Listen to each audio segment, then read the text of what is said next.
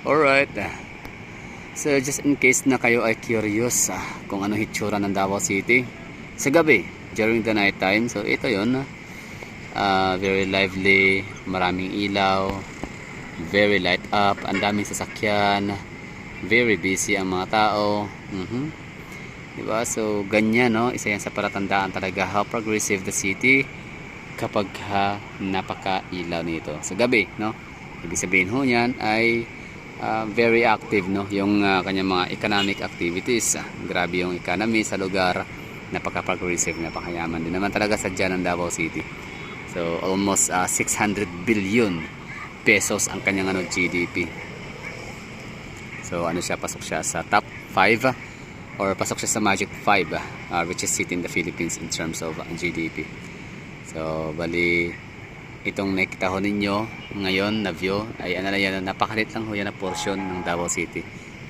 Siguro sasabihin natin na sa mga 1% lang, no, sa sobrang lawak ng Davao City. So itong nakikita ho niyo dito is portion lang talaga ng population district, or sabihin natin na district, population district. Portion lang ho talaga siya, super liit. And of course we're facing, no, sa northern part of Davao, northeast Davao, northeastern Davao City. So ano siya, Boulevard, yes, Bukana. Okay, Bukana. Saan yung Bukana? Dito yan. It's Bukana area. Yan nakakuha sa frame is parte ho siya ng Barangay Bukana. Wait lang dito to. Okay, ito Barangay Bukana. Tapos dito naman na sa area na to ay mga Barangay 16B, tama ba? 17B, no? Barangay 17-D. basta poblasyon, no? Poblasyon district. Basta Davao City consists of 11 administrative districts. Yan ay yan ang poblasyon district, pinaka most populous, no, district sa Davao City. Hindi ko alam kung ilang barangay dito sa ako pang ang poblasyon district, basta napakalaki ko yan. And Talomo district naman pangalawa. Sige, focus natin sa ano. Hindi muna. Dito muna tayo na portion. So itong nakikita ho natin, this is population district. Population district hanggang sa may boundary ng El Rio, Bacaca Road, mga ganun, no? Mga somewhere sa may Madapo Hills. So that's population district. Sa pangalawa, meron kaming Buhangin district. So yan na yung barangay poblasyon, Buhangin poblasyon, no? Na kung saan naging barangay captain si Omar Duterte. Siya yung panganay na anak ni Congressman Pulong Duterte, na first apo naman ni Tatay Digong. So ngayon ay representative na ho siya sa 2nd district ng Davao City. So yan, Buhangin district. Tapos yung bandang naman na Bunawan district ay hindi natin makikita mula rito, no? Napakalayo na kasi noon. And Agdao district, no? Yan, unahan pa, malayo. I mean next to population district pala, Agdao district, tapos Buhangin, tapos yun, Bunawan district. Tapos Pakibato district, yan, hindi natin kita dito, yun, layo nun. Pakibato district, like ang distance ho nun from dito sa aking kinatatayuan sa may Barangay Bukana population district, away papuntang Pakibato district, siguro nasa ano yan, parang San Jose del Monte, Bulacan, and Las Piñas, yun, di ba, from north to south. Ganon ang distance, di ba, napakalayo. San Jose del Monte, Bulacan, and Las Piñas, ayun, ganyan kalayo ang sa Mega Manila, Calabar Zone, and Central Luzon. Kumbaga ibang rehiyon na siya, I mean ibang probinsya, ibang rehiyon na, no, yung ganong distance. Pero sa Davao City, still in Davao City pa rin siya, bilong. Kaya buti na lang talaga hindi nanalo si Carlo Nograles as mayor, or else baka hindi na alam kung anong gagawin niya sa syudad natin na napakalaki, napakalawak, no. Baka hindi niya kakayanin. It takes only Duterte lang talaga ang kayang mamahala sa Davao City, or Duterte na talaga ang may kakayahan, no? May wisdom, talent, with talent, wisdom, courage, ano pa, basta yung kayang mag-handle, mamuno ng ganyan kalapad, kalawak na land area of responsibility, and ganyan karaming population, no? So Davao City is projected to more than 2 million na talaga siya ngayon, no? So nasa mga to, more or less, no? Almost na siguro sa 2.5 million if I'm not mistaken. Ganun. Kasi sobrang dami ng tao dito, hindi lang sa mabilis magre-reproduce ang mga Davaoenyo. Hindi, napakadaming nagmamigrate sa Davao City. Dito sila naglipat kasama ang mga pamilya nila.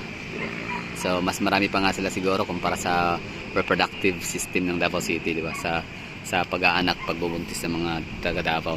Kasi ang taga Davao magbubuntis isang bisis na isang di ba, taon.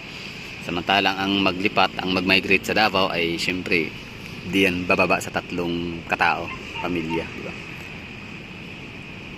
So ito nakikita natin dito. So yun na, tapos na tayo sa ano ba yun? Poblacion District, Agdao District, Buhangin District, Bunawan District, and Pakibato District. So 5. So we still have 6 districts. So ano ba yung 6 districts na 6 district na hindi tayo makikita, no? So mamaya. So dito naman na area somewhere in Barangay Maa, Barangay Langob, Magtuod.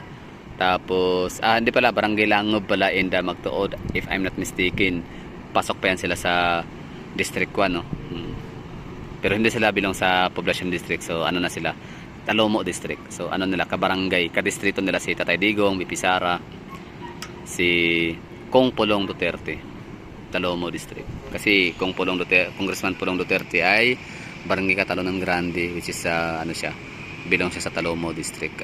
Ang Talomo District, ang kanilang pinaka poblacion district, pinaka proper district hall ay ang Matina, Barangay Matina Crossing. So yan, Barangay Ecoland, Matina, and Maa, Langob, Magtuod, Shrine Hills, Matina, Matina Pangi, Matina Crossing. So far Matina yata may pinakamaraming barangay, lugar. New Matina is IR, di ba? Sandawa. Wait lang, may dumaan na eroplano o helicopter. Para ang baba. Palipad ba yan? Okay, palipad na pa-take off. Anyway, so ang dami, Matina Crossing, Matina Pangi, Matina Balosong, Matina Crossing, Matina Pangi, Matina Balosong, Matina Aplaya, Shrine Hills Matina, New Matina SIR Sandawa, no? So 6. Galing. 6 ang Matina. Matina pa rin to dito na area. Ecoland, dito is Ecoland, tapos unahan yan likod ng banda dyan is Matina. Galing. Matina Crossing, dami Matina. Tapos pa, so yun nakita ko natin, isa na yan Talomo District ito, unahan. Tapos ilan yung nabanggit natin, 7 na ba? 6, so meron pang 5 na natitira. So the Toril District, so yung Toril District naman hindi natin masyadong tanaw dito. Although kita naman pala ito, yan, that's Toril District, Poblacion Toril. Maraming pailaw kasi yan, Port of Toril. And pang-7 na yun si Toril, no? Tama ba? Poblacion District,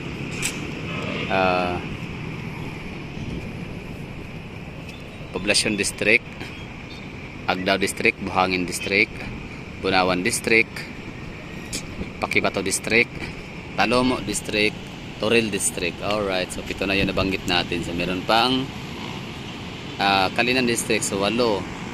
Marilog District, Siyam. Marilog District, tama, no?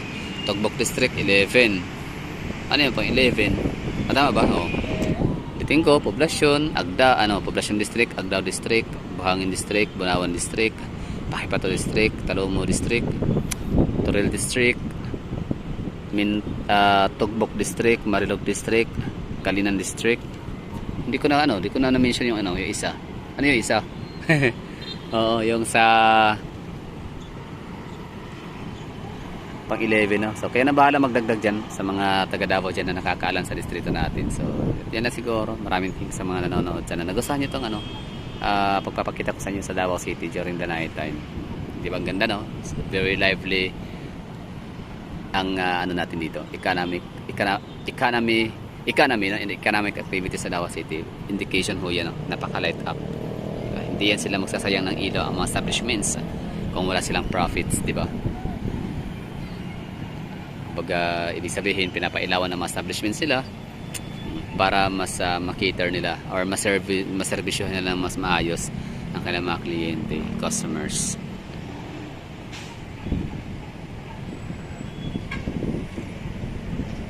Okay, bye bye and ingats.